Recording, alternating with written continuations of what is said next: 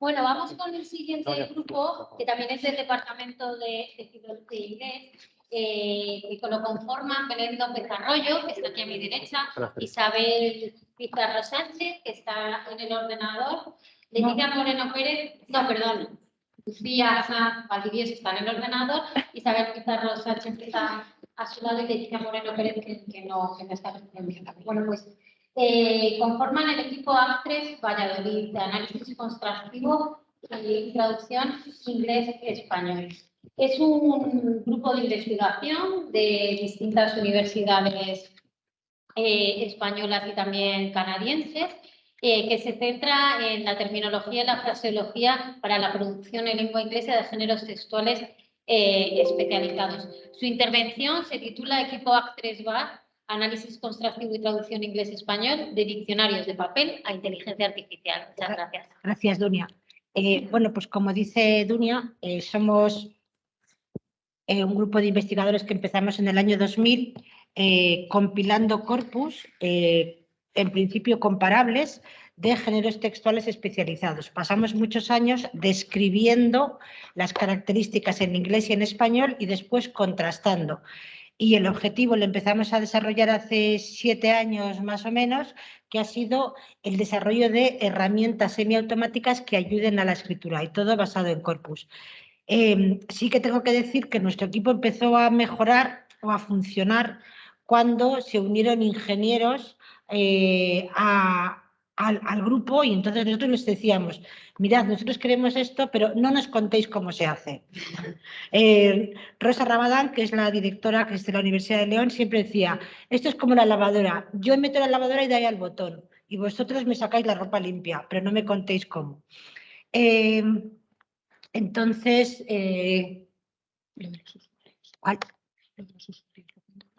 lo que vamos a hacer ahora es darle a Lucía la palabra para que ella exponga un poco lo que llevamos ahora, lo que estamos haciendo y lo que en los proyectos.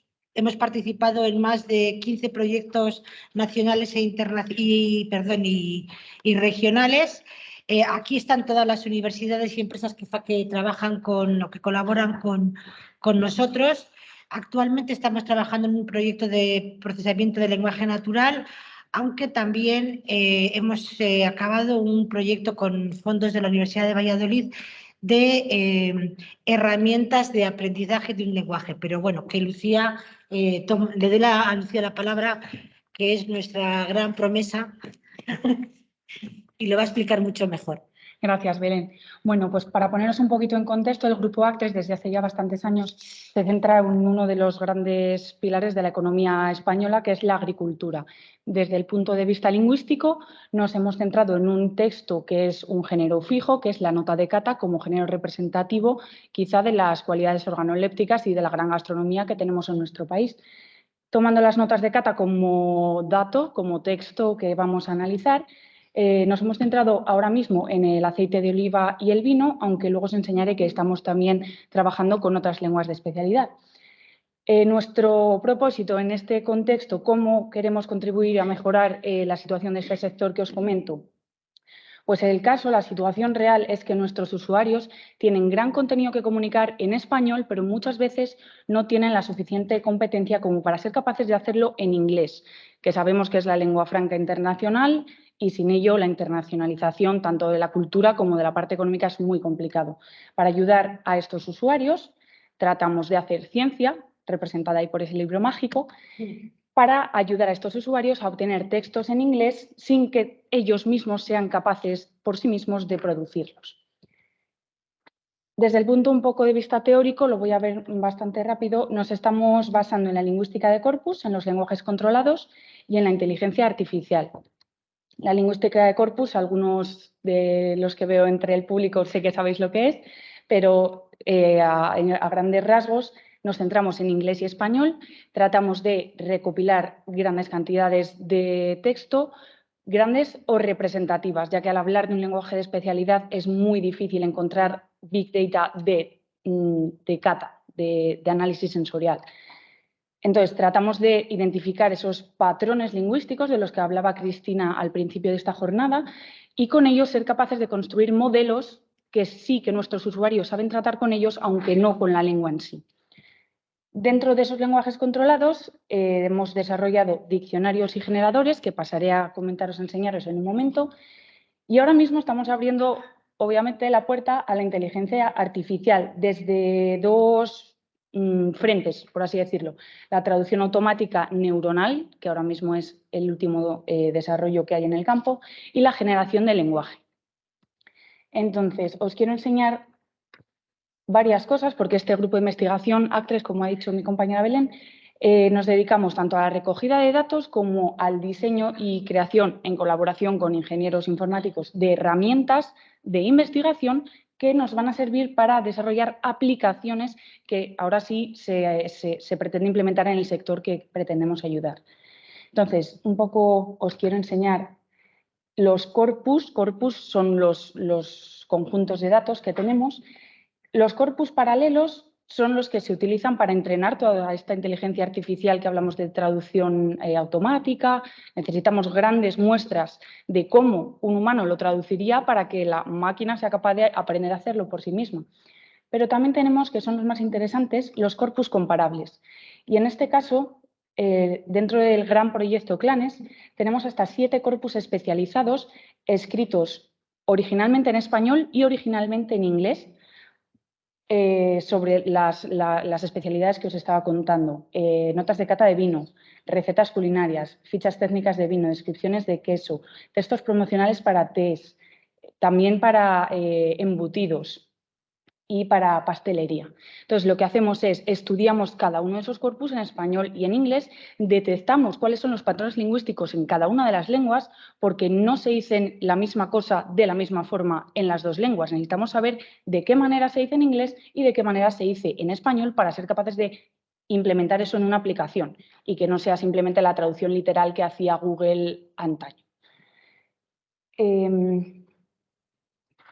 Por otra parte, os quiero enseñar las herramientas de investigación desarrolladas para el grupo Actres, pero que algunas las hemos podido desarrollar más en profundidad y tenemos alguna en abierto. Y este es un ejemplo de un etiquetador. Por ejemplo, ahora nuestras compañeras de Ubalal han estado hablando de cómo etiquetar morfológicamente, porque necesitamos sacar información de esos textos. Los textos en sí mismos son datos que no nos dicen nada a no ser que sepamos analizarlos. Entonces, por ejemplo, imaginaos que queremos saber luego poder identificar los números en un texto. Pues lo etiquetamos así para posteriormente ser capaces de hacer algún análisis sobre este fenómeno lingüístico en concreto que estamos estudiando. Y os quiero enseñar también el culmen de todo esto, una vez que tenemos todos los datos, que tenemos las herramientas para sacar la información a los datos y que tenemos la colaboración interdisciplinar para ser capaces de construir cosas con esos datos y esa información. Os quiero enseñar los generadores que ha diseñado el grupo Actres para distintos tipos de texto dentro de distintas especialidades. Tenemos el generador de resúmenes científicos, también de resúmenes de reuniones, y os quiero enseñar un poquito más en detalle el generador de notas de cata de vino, que ha tenido un gran éxito porque este sector, los profesionales, tienen dificultades para ser capaces de, dentro del inglés, pero también dentro del lenguaje de especialidad de la cata, ser capaces de producir sus propios textos, pues que les abran las puertas del mercado internacional, a fin de cuentas. Entonces, este generador tiene 3 niveles.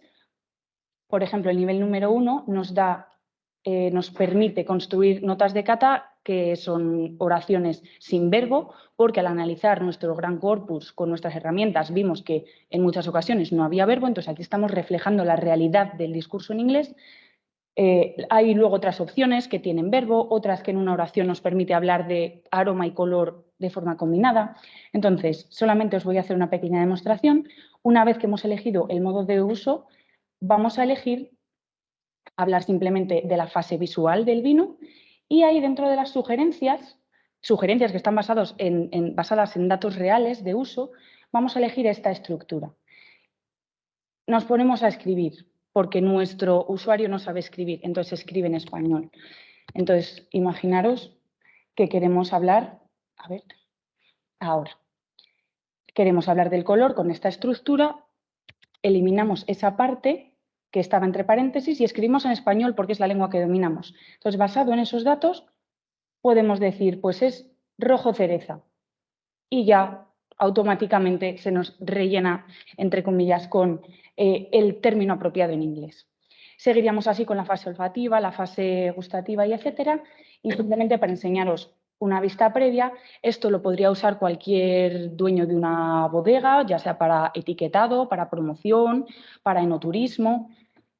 Entonces, hasta la llegada de la inteligencia artificial, este era el último producto que habían sacado el grupo de investigación para generar lenguajes de especialidad para hablantes no nativos.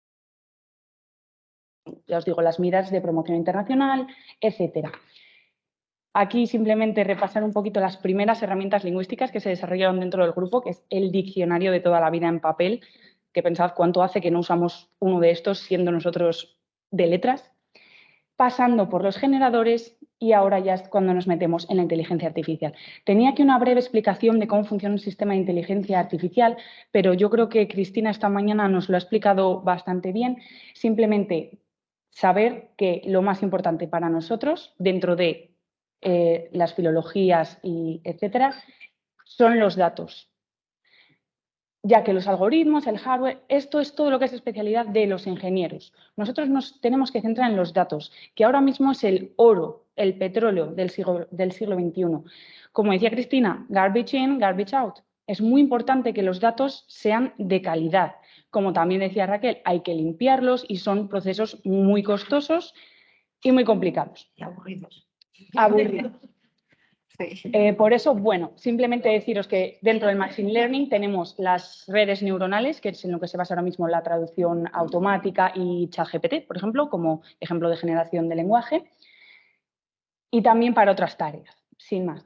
Entonces, desde el punto de vista lingüístico, sí que me quiero parar un momento a explicaros cómo funciona, por ejemplo, la traducción automática neuronal, para que veáis que no es tan, es complicado, pero no es tan complicado. Se basa en representaciones vectoriales de palabras. ¿Eso qué significa? Que cogemos una palabra y la pasamos a números, pero dentro de algún sentido. Entonces, mirar esta imagen, por ejemplo, tenemos solamente dos dimensiones, la Y y la X, y tenemos unas palabras. Entonces, como podéis ver, tenemos menú, mucho más cerca de cooked que de flower, pero flower y tomato están cerca de chromosome, más que fountain, porque los tomates y las flores tienen cromosomas. Entonces, de esta manera se distribuye en un espacio multidimensional que es capaz, a través de estas cercanías o lejanías en términos de vectores y de números, es capaz de capturar todos los matices semánticos que tiene el lenguaje natural. Obviamente, como decía Cristina al principio también, no son capaces de entenderlo, pero son capaces de reproducirlo, que de momento es donde estamos. Lo que os digo, el vector de restaurant sería esto. Y esto, un vector, simplemente es una fila de números que quieren decir algo, ¿eh? Lo que pasa es que los vectores que utilizamos en este tipo de aplicaciones son de muchos cientos o miles de números puestos en fila para capturar todas esas dimensiones de la lengua. Y también es muy interesante que se pueden obtener operaciones aritméticas significativas, es decir, que si sumamos estos vectores nos va a dar la palabra que hay detrás. Si restamos king menos man y le añadimos woman, nos dará queen, y si lo hacemos con los números también. Entonces, por eso es muy significativa esta forma de representar la lengua. Así. Hay un montón de términos que hacen que sea tan bueno como es, porque si habéis usado ChatGPT o la traducción de Google mismamente, ahora ya es bastante buena. No me quiero tampoco detener ahí. Simplemente que la generación del lenguaje es por dentro esto y una especie de supertexto predictivo como el de los móviles. Vale. Dentro de aquí, ahora mismo que estamos desarrollando, estamos en el proceso de evaluar cómo un motor general, como es Google Translate, cómo traduce textos de especialidad, que son en este caso que estamos utilizando las notas de cata, y lo vamos a evaluar a partir de, en traducción se evalúa de forma humana o de forma automática, para ver cómo de bien lo hace o no. Y ahora estamos tratando, en conjunción con científicos de la Universidad Oberta de Cataluña, estamos trabajando en la compilación automática de ese corpus, su limpieza y su preparación. Es decir, que todo esto de ir buscando los textos a mano, pasarles a TXT a mano, guardarles todos juntos, etiquetarlos todos juntos, que eso ya lo pueda hacer el ordenador. Esto se hace a partir de algoritmos que, por ejemplo, os quiero comentar que este científico en concreto que nos está ayudando en esta parte del proceso empezó como filólogo eslavo. Os lo quiero decir para que sepáis que ahora mismo es científico informático, ¿vale? Es computacional, perdón. Entonces, es a través de vuestra experiencia, de la vida, que vayáis metiéndose en esto, un poco como decía Cristina, que no penséis que por ser de letras esto se os queda lejos, ya no tenemos nada que hacer con nuestra vida. Y la colaboración con esta gente que sí que estudió en origen ingeniería quizá, pues es lo que está dando fruto a todas estas aplicaciones que realmente son útiles para la sociedad. No solamente un diccionario, ni solamente un algoritmo, es todo. Entonces, bueno, lo que estamos haciendo con esta colaboración tan bonita es que estamos creando un motor que va a ser especializado, de traducción especializada, que tenga en cuenta todas las peculiaridades de un discurso de especialidad y sepa reflejarlas en la traducción automática. ¿Por qué? Porque muchos de los usuarios españoles que se dedican a obtener textos en inglés para poder meterlo en su web, en su etiqueta, lo hace fiándose ciegamente de traductores automáticos que ahora mismo, por muy buenos que sean, no son perfectos. No hemos llegado a lo que se llama la traducción de alta calidad completamente automática. Como os iba diciendo, eso es lo que estamos haciendo ahora mismo. Y además queremos meternos en la generación también de textos utilizando los mecanismos que lleva por dentro ChatGPT, por así decirlo. Se pueden hacer muchísimas cosas, ahora os comento más. Los resultados que estamos esperando ahora mismo es, a partir de todas estas tecnologías, todos estos avances desde el principio hasta el futuro que ahora mismo ya es presente, queremos identificar cuál es el medio para obtener el texto de mejor calidad, texto en inglés y de especialidad para hablantes no nativos de inglés, completamente automatizado, que es un poco ilusorio, pero es al final el fin último de todas estas tecnologías, que se trata de mejorar, se trata de perseguir de alguna manera. Este es un ejemplo de cuando le pedí, hablando con ChatGPT, le quise pedir a ver cómo podía, a ver si era capaz de generar un texto de especialidad él mismo. Le pedí una nota de cata, que es a lo que os comento ahora mismo estamos tratando, y sí que te la genera en inglés y muy bonita, pero tiene cosas que no se corresponden con la realidad de lo que sería una nota de cata en inglés. Es decir, tú esto se lo das a un experto, en este caso es de aceite de oliva, a un experto olivarero de California, por ejemplo, y va a decir, uy, esto es raro, este texto no le reconozco como que sea propio de mi campo y de mi lengua, porque se dice ripe en vez de mature y se dice hue y no se dice shine.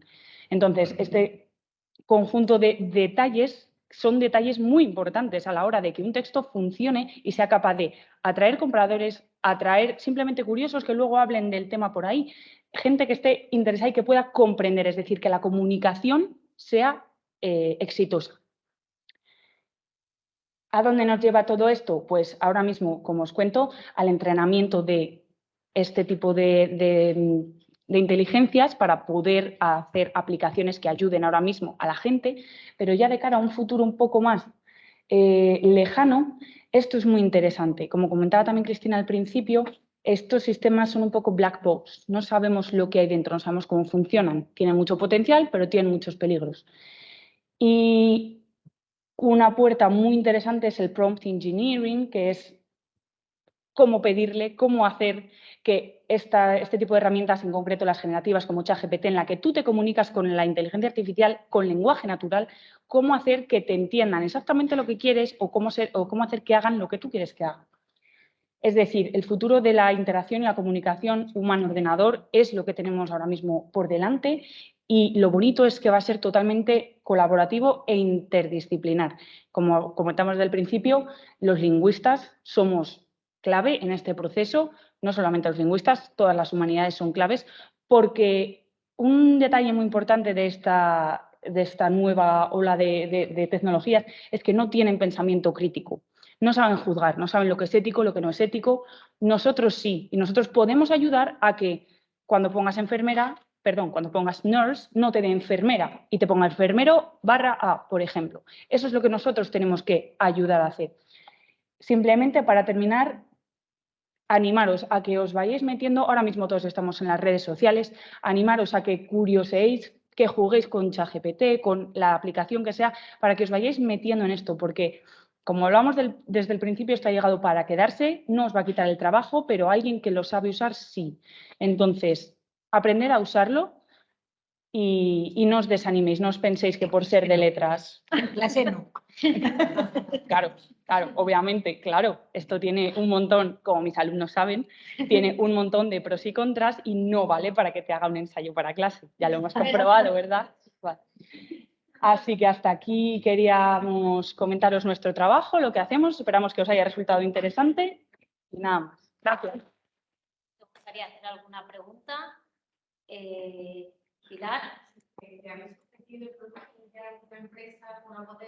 Sí, intentamos, pues ofrecimos a la Ribera del Duero la ficha de cata de vino en concreto, porque todos tienen registro en la propiedad. Y lo que pasa es que el problema es la comercialización. La universidad no te deja tan fácilmente ofrecerlo. Entonces, al final, tuvo que ser a través de una tercera empresa y entonces tampoco se hizo mucho. Pero sí que lo intentamos, puesto que estas herramientas están diseñadas o elegimos el sector agroalimentario por las características que tiene Castilla y León y sobre todo por algo que ha dicho Lucía, y es que la mayor parte de las bodegas que existen en Castilla y León o almazaras o empresas agroalimentarias son empresas pequeñas, no son multinacionales y entonces sí que necesitan estos recursos. No pueden contratar a un traductor año tras año, pero sí que y por eso nos decidimos a centrarnos en este campo. Y una pregunta para el otro grupo, para Raquel y las compañeras. Así como Actres han dicho que trabajan con ingenieros, vosotros, ¿cuál es vuestro grupo o sois solo vosotras hacéis todo? Sí. Un equipo internacional, pero no somos interdisciplinares más allá de distintas disciplinas que tienen que ver con el estudio del lenguaje desde un punto de vista un poco más clásico, ¿no? Pues psicólogos, educadores, y de ahí. O sea, pero en la gestión de datos, software, etcétera, todas vosotras. Sí, claro, sí. A través de formación y demás, que es lo que... ¿Y creéis que, o sea, cuál sería el perfil que os interesaría? Nos encantaría un neurolingüista, por ejemplo. Sería maravilloso. ¿Vale? Y también con algo presupuesto, claro. No, claro, el tema de todo esto es que se pueden hacer cosas increíbles, pero bueno, vamos, llevamos peleando esto con Minecraft por 10 años. Ya. ¿Entiendes? Ya. Claro, con esta situación, claro, son técnicas muy caras para las empresas de una formación muy intensa y después muchísimo trabajo, porque son técnicas. A ver, el lenguaje es muy complejo porque tendemos a pensar que el lenguaje es lo que sale de mi boca. No, el lenguaje no es lo que sale de tu boca, el lenguaje lo tienes aquí dentro. Pero el problema es que acceder a eso que tenemos ahí dentro es imposible desde un punto de vista fisiológico. Es decir, que aunque estás un cerebro en dos, no te sale el lenguaje corriendo por ahí. ¿Entiendes? Entonces, cualquier acceso a ese tipo de información tiene que ser indirecto. Y todas estas técnicas indirectas son técnicas, perdón, la expresión, muy sucias.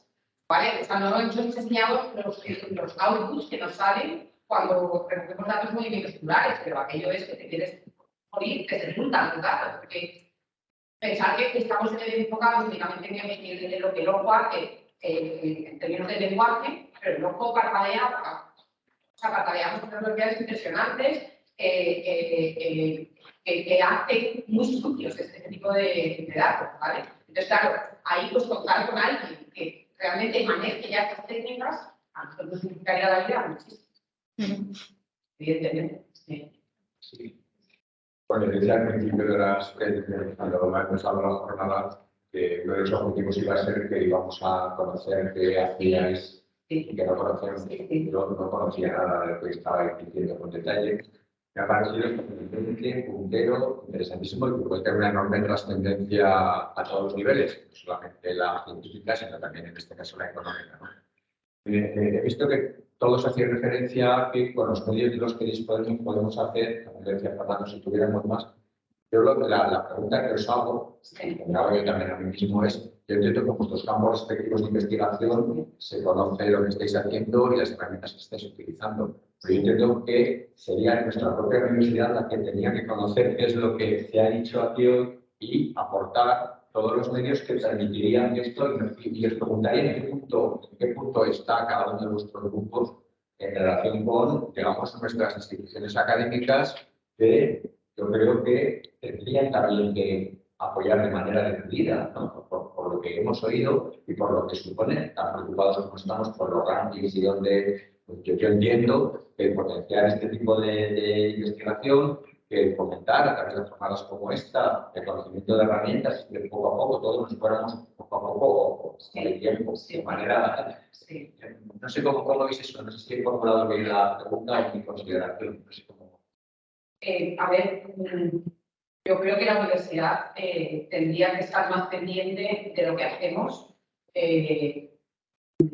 No sé cómo explicarlo, digamos, de puertas para adentro, en el sentido de que parece que solo cuenta cuántos artículos he publicado, en qué cuartiles están, y bueno, es que hay veces que la investigación es muy interesante, aunque no esté publicada en ninguno, ¿vale? Y a veces la investigación es muy interesante, aunque no pueda llevar a cabo los aspectos de investigación porque no tiene esa infraestructura, ¿vale? O sea, yo vuelvo al tema de la ICRATE porque ha sido para nosotros una muestra que nos ha llegado, como digo, y ha sido una cosa muy fuerte. Es el único ICRATE que hay en Castilla y León, en la Universidad de las Universidades de Castilla y León. Entonces, claro, es bastante alucinante que ahí ninguna universidad haya dicho, la UBA incluida, oye, vamos a apostar por esto, que vamos a apoyaros en esto, ¿no? Entonces, yo creo que la universidad tendría que saber qué tipo de investigación se realiza en la universidad y qué necesitamos, más allá de si tenemos proyectos de investigación o no los tenemos.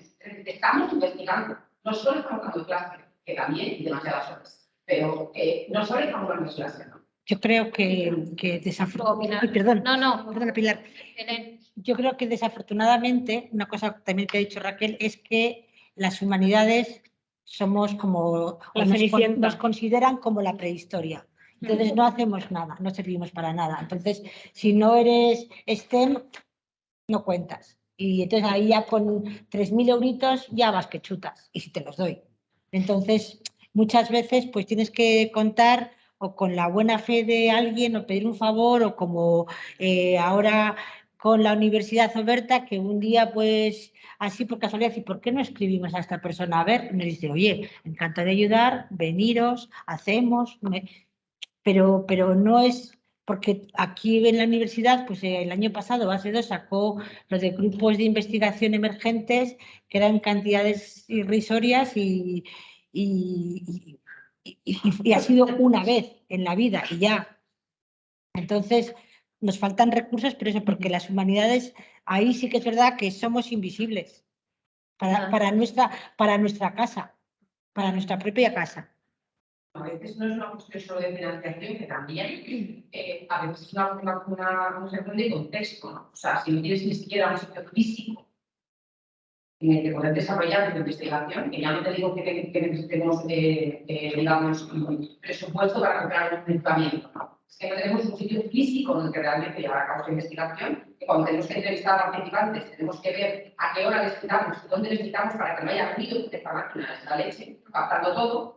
Pues claro, quiero decir que es que, por eso digo que la universidad debería saber lo que hacemos, porque hay cosas que no requieren tanto desembolso económico. Y la ibas a decir. Sí, yo quería decir que bueno, un poco estoy escuchando a todos y los que vengan luego, que esto parece más cosa de voluntad, ¿no? Que alguien tiene una inquietud, que se lanza, que nos metemos en líos, ¿no? Que es una parte de lo que aparentemente nos corresponde. Somos personas aisladas, grupos aislados, que a veces no te conoce lo que haces ni tu propio área, y tampoco quieres hacer cursos dependiendo de qué haces. Y luego creo que, aunque nos hemos dejado el presupuesto, hemos visto que con poco hemos mucho. O sea, que claro que podríamos hacer más que el presupuesto, un poco hablando de lo que comentaba el decano, es por la parte de periodista, la comunicación. Imaginaros que esto que se ha contado hoy lo coge la Universidad de Navarra, o lo coge la Pompeu Fabra, o lo coge canales privadas. lo que sería hoy su página web. La concreto que es la En prensa. Lo que sería hoy la página web, pero incluso para vender los programas en la época de matriculaciones. Es que los lingüistas trabajan con la inteligencia artificial. Es que los historiadores del arte hacen productos tridimensionales. Es que los periodistas están creando aplicaciones. O sea, para vender contratos, para llamar a los alumnos. Porque resulta que parece que estamos muy atrás. Oye, hay gente puntera. No estamos tan atrás. Así que al final es una cuestión del relato. Probablemente la institución superior, en este caso la UBA, pero en otros sitios es otra, y sabemos que existen algunos problemas, se gastan recursos humanos, económicos, tal, en promocionarse de alguna manera, y resulta que tienen las noticias en casa. Y son titulares cada uno de ellos, ¿no? Y yo creo que no es solo visibilizar, comunicar, sino es que podemos atraer a alumnos porque estamos de alguna medida en la vanguardia, sí, no mucho, ¿no? Ya, y se oyen cosas novedosas. Yo creo que el relato, la comunicación es fundamental. Yo creo que también hay una cuestión, nadie se plantea, o sea, si lo que habéis dicho, STEMs, necesitan un laboratorio para no sé qué, es que nadie se plantea si pueden o no pueden tenerlo, porque es que si no, no pueden realizar sus experimentos. Humanidades es que con que tengamos libros y ya podemos hacer todo lo que necesitemos. Es que a lo mejor hay que empezar a sugerir primero, pedir y a lo mejor luego en un futuro exigir que necesitamos una serie de, bueno, pues eso, laboratorios, etcétera, que tenemos que tener para realizar nuestro trabajo y para estar, como dice Pilar, en la vanguardia. Entonces, también hay que reflexionar un poco sobre qué hemos pedido, a qué se nos ha dicho que no, porque muchas veces ya ni pedimos, porque decimos, ¿para qué voy a pedir si he tardado 10 años en conseguir esto y tal? Pero a lo mejor tendríamos que hacer una carta a los reyes, por reyes me refiero al rector, y decirle, oye, pues mira, vamos por este camino, necesitamos esto, no sé. Y una carta que incluya no solamente esto que estamos haciendo aquí, sino también el tema de la gestión económica. Pero que puede que haya laboratorios que nos podamos usar nosotros en la universidad y no lo conozcamos y no podamos usarlos. O sea que quiero decir que probablemente a lo mejor hay cosas que no conocemos siquiera y que podríamos utilizar. Igual que a lo mejor hay espacios, pues en el ICIA, que Pilar ha estado allí con un proyecto, pues hay espacios vacíos, pues a lo mejor es el momento de que, ¿sabes? Y yo creo que allí habría que, a lo mejor no es ahora mismo, pero sí que posteriormente, cuando iniciemos todo ese proceso de formación, hablar entre nosotros y pensar qué queremos trasladar al rectorado y en qué medida se puede abordar todas estas cuestiones. Vuelvo a insistir en esa lista con gestión, con con GAP, Sí. Gestión económica de investigación. Sí, sí. Y yo tengo dolor de cabeza, ¿verdad? O sea, no sé, supongo que todos los que estamos aquí hemos gestionado fondos regionales y nacionales y es, bueno, o sea, te quieres comprar un lápiz y, bueno, tienes que estar 8 días haciendo papeles. Sí, sí. Tramitar una factura es un dolor, sí. Claro, eso no tiene ningún sentido, ¿vale? O sea, 10 años para conseguir la IDAC, un año de matrícula para conseguir las autorizaciones necesarias. Es que esto es, perdóname, muy heavy. Ya. Entonces, claro, o sea, yo dije que nos pasa. No es que hagamos esto por amor al arte, como dice Pilar, ¿no? Obviamente por amor al arte que tenemos. Y estamos invirtiendo una cantidad de recursos personales, ¿vale? Y de tiempo personal increíble, ¿no? Entonces, yo sé que el dinero que hay es limitado, la construcción es limitada y no se puede financiar todo y al completo todo, ¿no? Pero hay otras cosas que sí se pueden hacer.